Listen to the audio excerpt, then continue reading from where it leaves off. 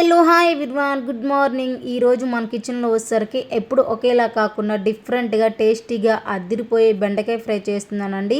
ఇలా ఒక్కసారి తప్పకుండా ట్రై చేయండి, టేస్ట్ చాలా బాగుంటుంది. ప్రాసెస్ ఎలా చేస్తానో చూపిస్తానండి.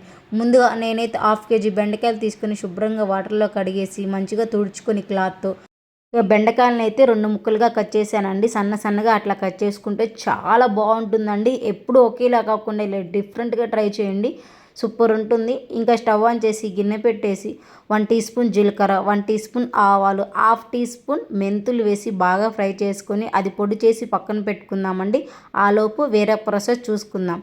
స్టవ్ ఆన్ చేసి గిన్నె పెట్టేసి కొంచెం ఆయిల్ వేసి ఆయిల్ బాగా హీట్ అయిన తర్వాత 1 కప్పు ఆనియన్స్ వేసి ఆనియన్స్ బాగా ఫ్రై అయిన తర్వాత మనం ముందే బెండకాయని మసాలాలు కలిపి పెట్టుకున్నాం కదండి, ఆ బెండకాయలు మొత్తం వేసేసి ఒక 5 నిమిషాలు లో ఫ్లేమ్లో కుక్ చేసుకుంటే ఆల్మోస్ట్ మగ్గిపోతాయండి. ఊకనే ఫ్రై అయిపోతాయి కదండి బెండకాయలు.